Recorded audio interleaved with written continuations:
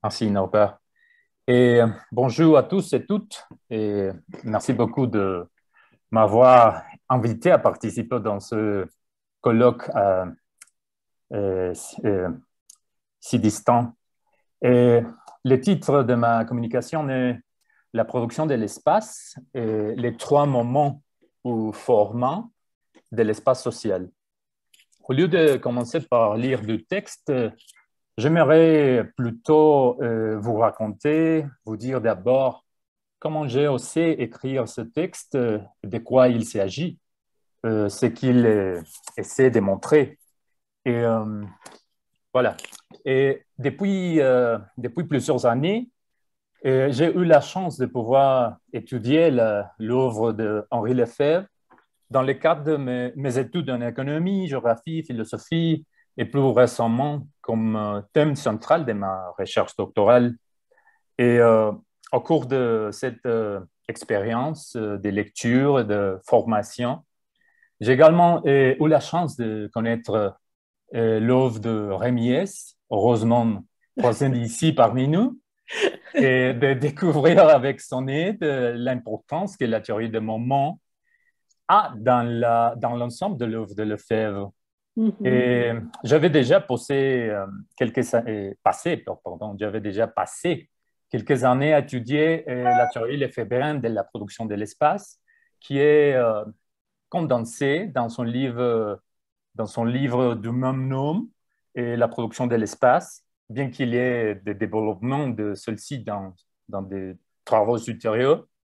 Et c'était vraiment toute une découverte pour moi de réaliser que le concept même d'espace social et pratiquement toute la théorie lefebvrienne de la production de l'espace a été construit à partir de la théorie des moments. Lefebvre lui-même considère l'espace social comme un grand moment de la formation de l'expérience personnelle et de l'expérience sociale, bien sûr. Et dans son analyse critique de l'espace, Lefebvre souligne le fait que l'espace social lui-même est façonné et constitué par les moments.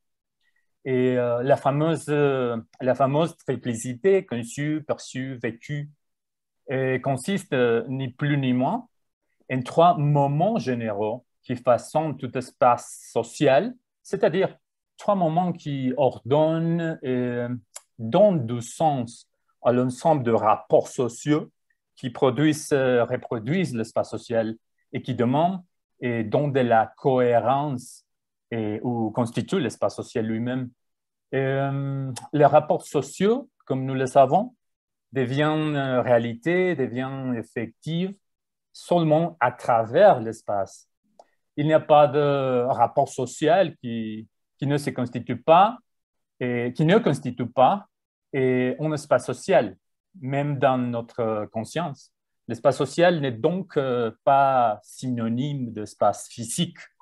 Dès lors, l'espace social pour l'EFEV se forme ou se produit à la manière des moments de notre expérience personnelle, c'est-à-dire qu'ils décrivent une sorte de mouvement en spirale, une sorte de revenir constant sur soi-même ou sur notre propre histoire et sur nos propres rapports sociaux, et qui nous sont faits être tels que nous sommes, afin d'avancer avec plus de clarté, avec plus de force, avec plus de sens de l'avenir. Mais qu'est-ce que Lefebvre appelle moment? Bon, le moment est d'abord un processus de formation. Le moment est donc en donner forme et sens au devenir quotidien, au possible, informant, en réformant ou en transformant chaque personne, groupe ou espace social qui devient dans sa praxis. Donner du sens au devenir ou à la quotidiennité n'est pas simplement de les orienter, mais surtout de leur donner une signification, un certain ordre est une expression si qu'un soi a une dimension sociale notable. Et nous produisons de cette façon, par exemple, les moments de l'amour, du jeu, du travail, de l'art, de la mémoire, de la connaissance, entre autres. La formation des moments requiert d'abord et du discernement de tout ce qui nous pouvons avoir un propre cours et spontanément mêlé dans notre vécu quotidien. Il demande aussi, il demande également la cohésion progressive et l'unification de ce qui est en commun dans ces expériences et donné comme des instants décousus. Et c'est précisément ce que nous choisissons, ce que jugeons important et que nous voulons distinguer. Par ces processus, nous conférons une modalité spécifique à notre présence et nous donnons alternativement la forme du moment librement choisi. Le moment en tant que modalité et potentiel de la présence n'implique pas seulement de représenter un va-et-vient de forme.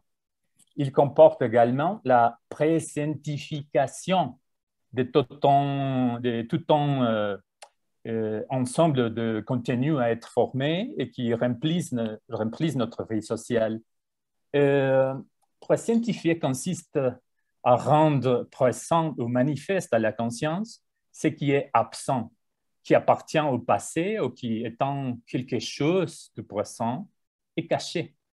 Et cependant, l'effet ajoute une nuance importante. Le moment actualise aussi le possible dans l'avenir, bien que ce soit de manière virtuelle, c'est-à-dire qu'il présенtifie une forme qui, au-delà d'invoquer ou d'évoquer, suggère ou préfigure déjà la dignité de ce qui est absent, car cela n'est pas encore, mais il fait déjà cruellement défaut, et plus encore, il pourrait devenir. Par suite, chaque moment est une modalité de notre présence active, individuelle et sociale, toujours en cours de remaniement.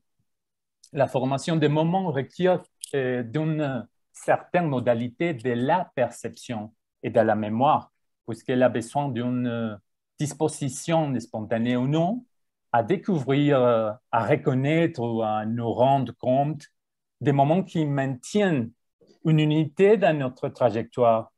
Et chaque moment représente une proposition particulière d'un mode d'être. Mais les moments sont en réalité une œuvre collective, c'est-à-dire ils sont façonnés et éventuellement formalisés par la socialisation dans nos communautés d'appartenance et de référence et dans la société tout entière. Et donc, les moments ne se réduisent pas à des formes de conscience individualisées, car ils sont au même de rapports sociaux et leur immanence réciproque entre le social et l'individuel est renforcée dans leur déploiement comme moyen et mode de communication spécifique, comme dit Lefebvre. Et bref, dans leur mise en commun des affaires communes et pour nous-mêmes et pour les autres. Et étant des domaines de représentation de nos rapports sociaux, de production et de reproduction, et cela n'annule pas la possibilité de reproduire de tels rapports ou bien de le réfracter ou de le subvertir en changeant leur sens fondamental. Les moments incarnent une temporalité sociale et individuelle qui permet que, à partir de la répétition et de la récupération des vécus, une différence, une nouveauté puisse germer et aller au-delà de la simple réitération. La temporalité du moment est aussi une modalité spécifique de la répétition et de la durée.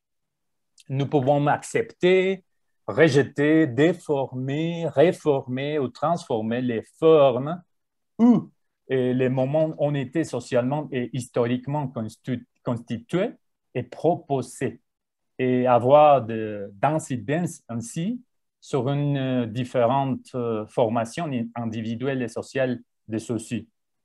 Or, le moment est aussi construit comme une projection ou une proposition d'un modèle digne des totalités humaines. Mais cela n'empêche pas le hasard, l'imprévu et la proposition de nouvelles formes et contenus, même pour cet idéal. Et la formation des moments est donc toujours ouverte à l'humainement possible, mais en prétendant la réalisation totale d'une possibilité. Et le moment est donc un développé qui auparavant s'enveloppe lui-même.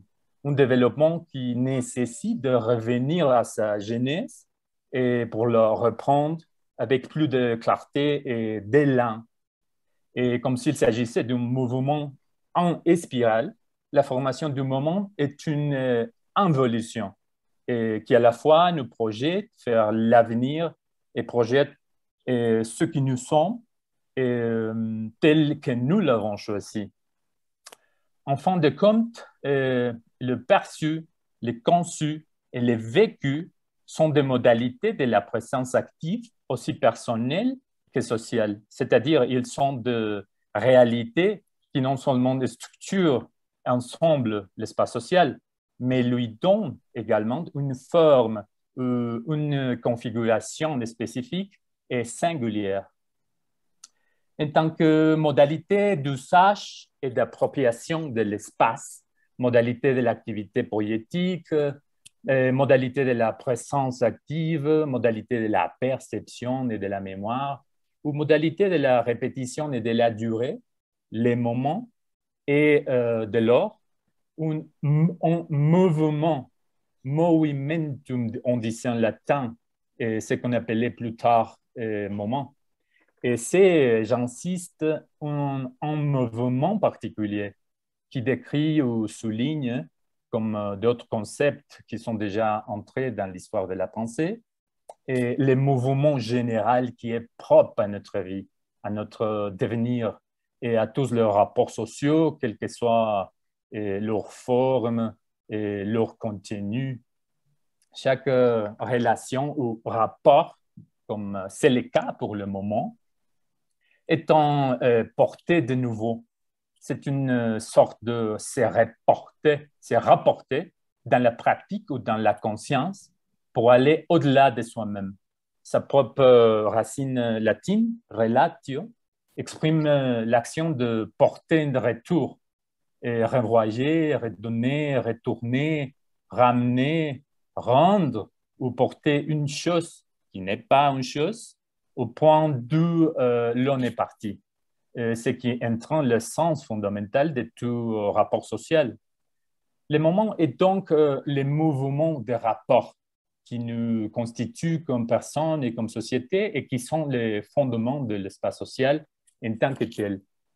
Et bon, quand Lefebvre, dans la production de l'espace, récapitule et expose les trois moments que la spatiologie a réussi à discerner dans l'ensemble de l'espace social, c'est-à-dire le perçu, le conçu, le vécu.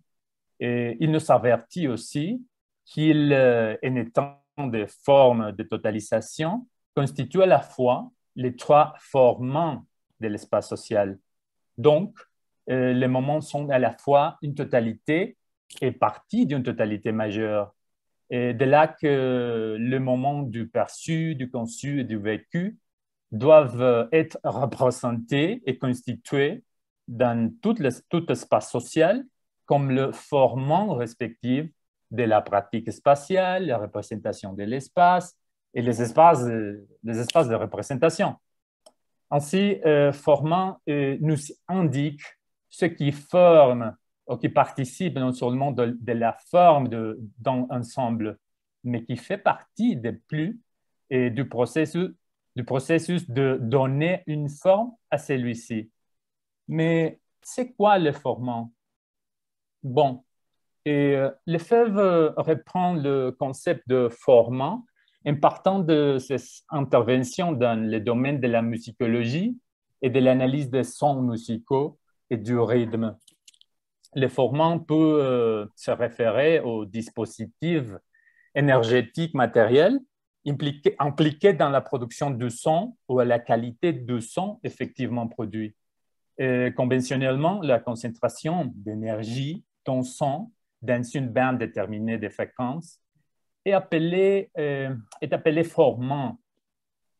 Sur cette base, nous pouvons comprendre le formant de l'espace social comme ces concentrations d'énergie latentes et agissantes, subtiles et libidinales, de travail vivant et de travail objectivé, entre autres, qui, tout en s'écoulant, en objectivant et en se sédimentant, participent au processus de donner forme et du sens à l'ensemble de rapports sociaux et donc à l'espace social lui-même. Les formants déterminent socialement l'espace devient une partie comme ce qui est ou même produit ou transformé à la manière de composants ou éléments. Et comme ça, les formants composent une unité ou une totalité des plus grandes portées, l'espace social comme tel. De sorte que les configurations spécifiques adoptées par chacun de ces trois moments représentent non seulement des formants de l'espace social en général, mais participent simultanément au processus de formation d'une configuration spécifique de celui-ci. D'où le fait que la pratique spatiale, les représentations de l'espace et les espaces de représentation peuvent façonner, les cas échéants, et les particularités de l'espace perçu, de l'espace conçu et de l'espace vécu dans son lieu ou dans une société entière pendant une époque déterminée. Ainsi, le capitalisme a soumis la forme et le contenu de l'activité poétique jusqu'à faire de ces modalités d'usage et d'appropriation trois moments qui lui sont spécifiques, le géométrique, l'optique visuelle et le phallique, comme dit Lefebvre. Et ces moments se reproduisent dans l'espace social à travers de trois formats tout aussi spécifiques. Et la pratique géométrique homogénéisante qui sous-tend la géométrisation de la perception, la conception visualisante qui réduit la vie sociale à une simple représentation optique, et l'expérience et la projection de l'espace social comme représentation du phallique répressif, avec tout ce que cela implique. Et comme on le voit, la théorie lefévrienne des trois moments ou formants de l'espace social révèle une sorte de dialectique entre structure transhistorique et configuration historique des formes sociales elles-mêmes. Dans cette procédure, il a une totale affinité avec la méthode de Marx. Et ainsi, les moments et les formants sont deux façons dont Lefebvre se réfère au processus de formation de l'expérience dans la vie personnelle et sociale. Il a noté que lorsque Lefebvre parle de moment, il fait référence à la qualité durable, à la durée du mouvement de rapports sociaux dans l'expérience ou dans l'espace-temps. Alors que quand il dit formant, il nous renvoie à la qualité extensive et intensive de ce même mouvement, de ces concentrations d'énergie dans l'expérience personnelle ou dans l'espace-temps lui-même. Autrement dit, chaque moment qui totalise l'expérience individuelle et sociale se représente spatialement dans les formants. Ceci façon une totalité ouverte ou en moment et en mouvement de la réalité historico-sociale de plus grande envergure, l'espace dans lequel se reproduit toute la vie sociale. Moment et formant constituent deux manières de totalisation de la réalité sociale en tant que processus spatio-temporel. La première, moment, discernant et intensifiant la temporalité. Et la deuxième, formant, acceptant et mettant la spatialité énergétique et matérielle en perspective. Bref, chaque moment suppose et exige un format. Il n'y a pas de moment sans format, sans qu'il se matérialise ou se réalise dans l'expérience, et dans le corps, dans l'espace et ensemble dans la réalité sociale. Prenez par exemple le moment de l'art. L'art en tant que moment ne pourrait être tel sans ce format respectif, sans une œuvre dans laquelle cet art se matérialise, se concrétise, par exemple, dans une peinture, dans le chant, dans l'harmonie de son objectivation ou sa représentation. Et le moment de l'art, pour avoir une réalité effective, doit se matérialiser ou se représenter avec sensibilité dans la cohésion particulière de ces formats artistiques. On pourrait dire la même chose pour le moment de la Révolution. La Révolution en tant que moment de longue durée, de maturation lente et progressive, n'est pas seulement un ensemble d'expériences, de revendications, des luttes et de confrontations avec les puissances les plus diverses qui nous sont soumises et exploitées. Le moment de la Révolution ne peut être tel sans qu'il ne se réalise ou ne se matérialise pas dans une certaine libération ou émancipation progressive de ces couches de l'espace social, les soi-disant formants, où la dignité est quelque chose de toujours possible. Chaque personne forme individualisée de sa communauté et chaque forme historique spécifique des sociétés est due à ces processus de formation de moment et formant.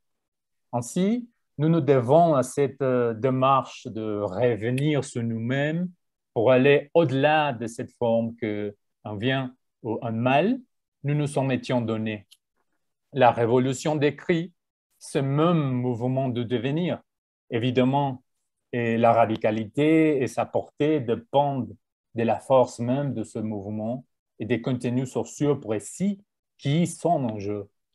Et souvent, la théorie l'effet rien des moments et des formants est mal interprétée comme si elle privilégiait le moment du vécu, comme si c'était le seul moment à être revendiqué, tandis que les deux autres seraient moments aliénés et aliénants par eux-mêmes. Mais ce n'est pas du tout l'idée de le faire. Et ce n'est pas une forme de présence ou d'absence, ce qui nous émancipera, même si elle a été très bien vécue, très bien conçue, très bien perçue ou très bien pratiquée. C'était l'unité de tous les moments en tant que moment ou modalité de l'activité poétique dans des conditions très différentes de celles du royaume de la propriété privée et de ses formes potentialisées, que dépendrait la possible production de formes sociales de liberté ou de bonheur digne. L'aliénation progressive des moments et formants et leur concomitant référence autonome, comme s'ils étaient absolus, sont profondément enracinés dans leur configuration historique spécifique. Au bout du compte, la théorie des moments, peut-être la plus profonde dans l'œuvre de Lefebvre, est indispensable pour comprendre la théorie de la production de l'espace, c'est-à-dire la théorie lefebvrienne qui a la plus grande portée pour comprendre le capitalisme contemporain et la possibilité de la révolution. Et le moment de la révolution est une lente maturation historique qui revient sur ses prémices pour ainsi les transformer et donc aller au-delà d'elle-même. Mais comme tout moment, la révolution peut devenir en absolu, un mouvement qui, sans discerner correctement, sans s'unifier avec des critères vraiment vitaux, sans sectarisme ou tolérance pure ou naïve, sans préserver toutes ces formes et contenus sociaux et technico-matériels qui auraient du sens à récupérer ou reprendre pour une ville sociale digne, finirait par s'épuiser, c'est-à-dire par avoir fermé sa possibilité historique. En tout cas, c'est cette force formatrice et révolutionnante par elle-même et que nous appelons moment, d'où parasite cette autre force qui participe aussi au processus de formation individuelle et sociale, mais pour déployer leur effective domination ou pour exploiter et extraire le travail des autres et par la suite accumuler du capital au détriment de toute forme de dignité humaine. de telle sorte que c'est une forme de révolution qui implique la radicalisation et l'autogestion généralisée de la triplicité des moments et de tout ce qu'il comprend et contient, il n'aura pas de vie digne possible. Dans un tel cas, la révolution communiste ou une transformation radicale du mode de production en vue de donner dignité à notre humanité restera, comme cela peut nous paraître aujourd'hui, impossible, qui a été rendu historiquement impossible. Mais ce détournement n'annule pas que sa possibilité fait toujours partie du mouvement propre de la formation de la personne et bien sûr de l'histoire. Je termine ici mon intervention et je vous remercie beaucoup de votre attention. Mais moi, j'ai un double merci pour avoir respecté le temps imparti et pour la qualité de votre intervention. Je vais cliquer juste parce que j'ai vu qu'il y avait malheureusement, vous allez répondre pourquoi, une question adressée mais à Anne Kérien, mais pendant la. Ça marche plus. Voilà, pendant votre. Donc Anne Kérien, vous pouvez répondre en tapant. Hein, sur parce que là, je veux dire, est-ce que le droit à la ville n'implique pas fondamentalement, à partir de la différence, loger, habiter, la prise en compte des sujets qui ne sont pas qu'assujettis? Donc bon, je vous laisse répondre aussi. La réponse est facile et je suis d'accord. Hein, c'est-à-dire que ce que j'ai expliqué tout à l'heure, c'est-à-dire que le droit à la ville, on en fabrique le contenu en fabriquant d'abord de la communauté de sujets non assujettis, pensant à autre chose qu'à leur assujettissement.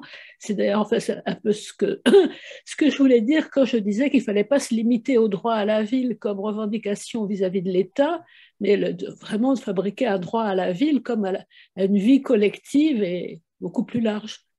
D'accord. Bon, pour l'instant, il n'y a pas de questions pour Spinoza. Je voudrais juste, pour moi, poser deux questions. Donc là, me semble-t-il que votre intervention, elle fait un bon complément avec les interventions, notamment de ce matin, parce que vous avez ajouté, évidemment, au concept d'espace, le concept d'une temporalité, c'est-à-dire là, à travers les moments, les 3 moments perçus, conçus, vécus. C'était très, très intéressant. Et c'est aussi cette dialectisation à l'intérieur même des moments. Et je relève une de vos formules, hein, qu'il y a, dans les moments, il y a l'actualisation du possible dans l'avenir. Et je voudrais revenir, moi, à une définition que Lefebvre se donne à lui-même dans la vie quotidienne dans le monde moderne, hein, où il dit que le possible, pour moi, fait partie du réel. Et il déclare: je suis utopien, je ne dis pas utopiste, notez-le, utopien, partisan du possible. Est-ce que vous pouvez éclairer à partir de cette théorie du moment, cette revendication, donc appelons-la utopienne et non pas utopiste? Oui, merci. C'est une question très suggestive. Et je pense qu'il faut souligner le fait que le problème que pose Lefebvre est vraiment très profond. Et c'est-à-dire, avec la théorie des moments, Lefebvre a reposé un problème fondamental exploré depuis plus de 2500 ans. C'est-à-dire la question du possible ou de l'avenir comme quelque chose et, qui nous traverse et qui fait partie de la présence. Et je crois que c'est une question comme la manière de la... C'est une question qui est poussée par Lefebvre à la manière de la pédagogie platonicienne ou de l'Aufheben hegelien ou de l'Überbindung nietzschéen. Et bon, la conception lefebvrienne de l'utopien et de l'utopie, de l'utopien et de l'utopiste et souligne le fait de reconnaître que c'est une question qui fait partie de la projection même du présent. C'est-à-dire, c'est une question qui fait partie de la manière de nous inviter, comme on dit.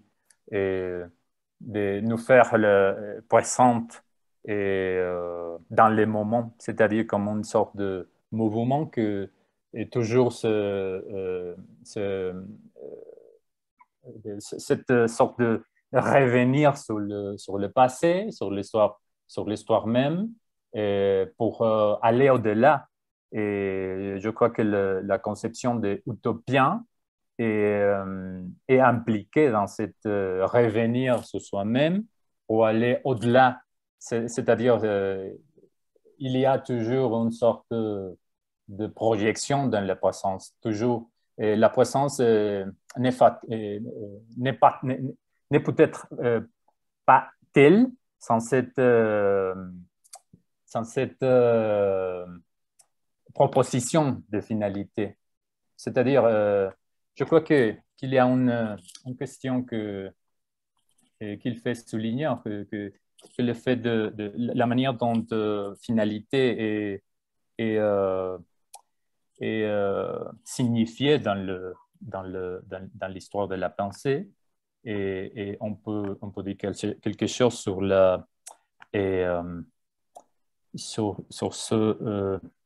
sur ce propos. Et oui, oui. Et la manière, simplement pour mémoire, dans la Grèce antique, les fins et les buts étaient nommés telos, et ce qui est fini dans son état d'achèvement ou de complète formation, ou aussi la perfection qui est atteinte par ce qui a été fait.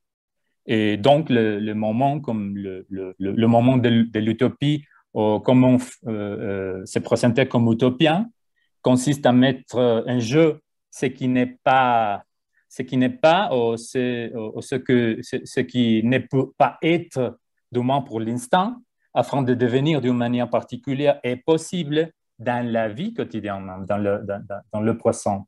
Et bon, merci pour poser cette question si profonde, je crois.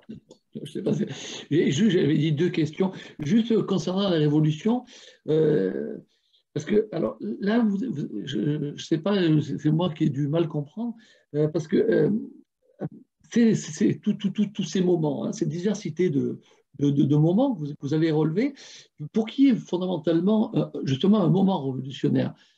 Est-il pas nécessaire qu'il y ait justement une synthèse de tous ces moments pour qu'il y ait justement un point de bascule historique? Voilà c'est la question que je me posais et que je vous pose. Oui, je n'ai pas vraiment une réponse pour cette question très suggestive. Je pense qu'effectivement, les mouvements propres au devenir, c'est en soi-même révolutionnant. C'est ma thèse. C'est-à-dire, tout devenir est à l'allure de la révolution. Le devenir même à cette allure. Et bon, s'il est possible une révolution communiste, c'est autre question complètement différente de la particularité même de tout devenir. Le devenir est un moment en soi-même révolutionnant, mais cela ne signifie pas que ce soit une révolution communiste, ça qui passe, ça qui se ouvre dans le présent. Oui, très intéressant la question. Je ne sais pas si quelqu'un veut, Anne Carrien, Rémi S. Louise Hébert veut dire quelque chose. Et je vais poser. Oui. D'abord, je voudrais remercier Rolando pour votre intervention d'un niveau d'abstraction très élevé, parfois même plus élevé peut-être que les textes d'Henri Lefebvre lui-même concernant la théorie des moments. Vous avez retravaillé d'une façon à en donner l'essence logique et méthodologique en quelque sorte. Donc, je vais poser des questions un peu plus terre à terre en reprenant celle de Norbert. Bon, il y a dans la théorie des moments, si je la comprends bien en vous écoutant, quelque chose qui est de l'ordre de l'hégélianisme, c'est-à-dire de la totalité. Parce que le perçu, le vécu, le conçu ne sont pas des successions temporelles. Il n'y a pas ça et puis ça et puis ça. Ils sont au contraire une structuration d'une totalité donnée. La question qui se pose pour tout révolutionnaire, c'est si on pense le social comme totalité, on risque de s'interdire de penser l'histoire. Comment une totalité qui est si bien harmonisée peut-elle se transformer puisqu'elle est totale? À moins d'être Hegel et de penser qu'il y a un esprit transcendantal qui modifie les choses par en haut, si on est matérialiste, on est très embêté. Et donc, autrement dit, on a une sorte d'opposition entre la totalité et, pour parler comme ça, la totalisation. Le fait qu'en moins cette totalité intervient dans l'histoire. Et en vous écoutant, j'ai l'impression que vous pensez cette totalisation, ce qu'on pourrait appeler la totalité en marche. Il faut bien que la marche soit dans la totalité sans être vraiment elle-même, sinon elle ne bougerait pas. Et que vous le pensez justement en termes de format.